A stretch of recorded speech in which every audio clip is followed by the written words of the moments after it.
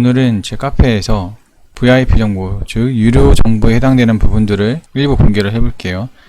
지금 다이렉트로 바로 골라보고 여기에서 뭐 필요 없는 부분은 편집을 하면 되니까요. 여러 주제로 블로그 운영하기란 제목으로도 쓴 적도 있고 8월달부터 쭉 있네요. 저품질 원인과 해결 방안에 대한 내용도 있고 제목은 이런데 실질적인 해결 방안은 아니에요. 그냥 제 생각인 거고 내가 한 일 뭐 이런 거. 첫 번째 블로그 어쨌든 누락이 있었고 저품질 됐을 때 패스 이거 패스 그리고 여러가지 블로그별 방향과 전략, 이전에 경험한 공감 제한, 댓글 제한과 같은 것 같을까? 어뷰징으로 인식돼서 공감 제한, 댓글 제한을 받았던 적이 있었던 거, 저품질 현상, 저품 났던 현상, 블로그 현상을 기록한 부분이에요. 이렇게 무섭죠.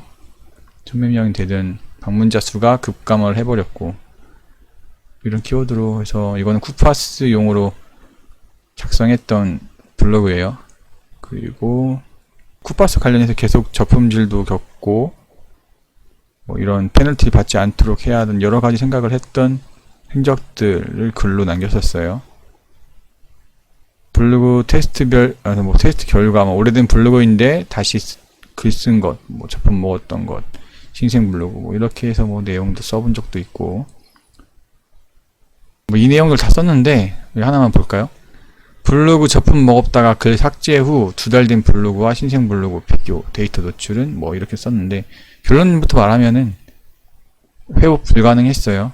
쿠파스 관련 프로그램 돌려서 초반에 저품질 났던 블로그를 글 다 모두 삭제하고 2달 정도를 한번 놔둬봤어요. 그 후에 다시 글을 써봤는데 약 2주에 3주 정도? 한 달 가까이, 한 달 정도 쓴 것 같아요. 한 달 정도 썼는데 불구하고 결국 살아나지 못했어요. 어렵다는 거죠. 실질적으로 글을 다 삭제하고 원인을 제거한다 해도 쿠파스용으로 특히 프로그램이나 이런 것을 활용했을 경우는 회복이 거의 어렵다. 빨리 그냥 삭제하고 새로 블로그를 생성하는 게 더 이롭다고 할 수 있어요.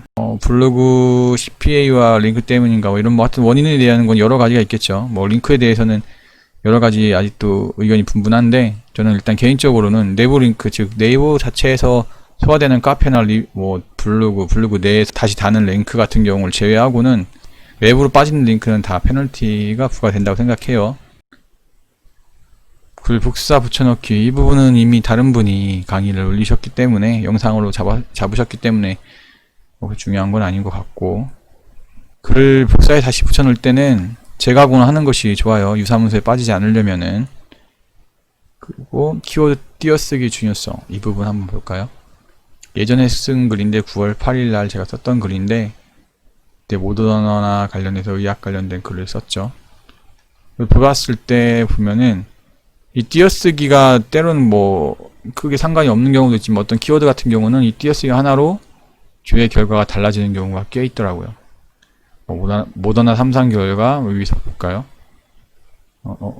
자세히는 안 나왔는데 하여튼 이 똑같은 내용임에도 띄어쓰기가 달랐을 때 이 블로그 문건 수가 다르다는 것.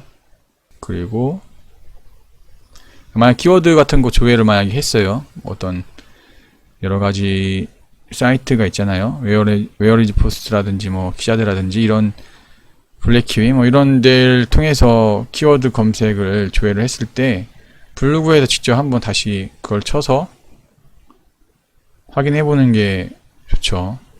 그래서 실제 블로그 수 몇 개가 나오는지 또 다른 경우도 있어요. 조회한 것과 다른 경우가 있기 때문에 확인을 해 보는 게 좋아요.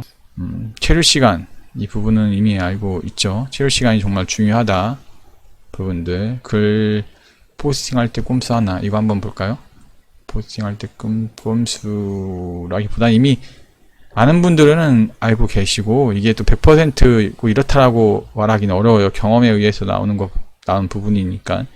블로그를 쓸 때 글쓰기 창을 열었어요. 일단 시작을 할 때 카운트를 한다는 거죠. 이 상태에서 글을 딴 메모장이나 넣었다가 복사 붙여넣기 하거나 이럴 때가 있잖아요. 이렇게 해도 큰 상관없다는 분들도 있는데 어쨌든 네이버 봇이 이것을 인식할 때 글을 발행하는 데 걸리는 시간까지도 체킹할 수 있다. 그러니까 어쨌든 이렇게 글을 쓰기를 창을 열고 글을 쓰 이 상태에서 발행까지 누르는 데는 시간을 어느 정도 딜레이 시키는 것이 좀 더 블로그 GC에 좋다라는 내용들이 있어요. 저도 이렇게 생각을 하고 있는 편이고요.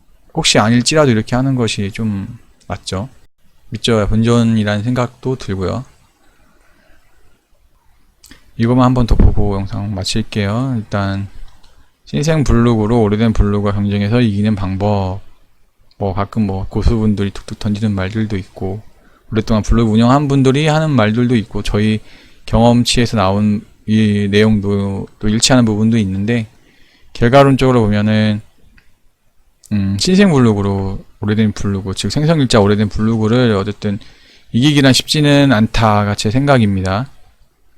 다만 이제 그 방법 중에 하나가 블로그 로직 중에서 다이아 로직이라는 게 있어요. 글을 전문성을 높여서 예를 들면 텍스트 수가 일정 이상, 사진수, 영상 이렇게 체류 시간까지 해서 오랫동안 머물 수 있는 글을 작성한 내용을 상위에 노출시켜 주겠다는 것이 네이버의 방침이죠. 그런 부분을 일단 적용한 게 다이아 로직인데, 이 부분을 활용하는 부분 잘 써야겠죠. 전문성 있게, 그 다음에 가독성 있게 오래 머물 수 있도록 하는 것이 핵심인데, 그렇게 해서 글을 썼을 경우에는 오래된 블로그에 써진 동일 경쟁 키워드에도 밀리지 않게 글을 노출되게 해준다는 거죠.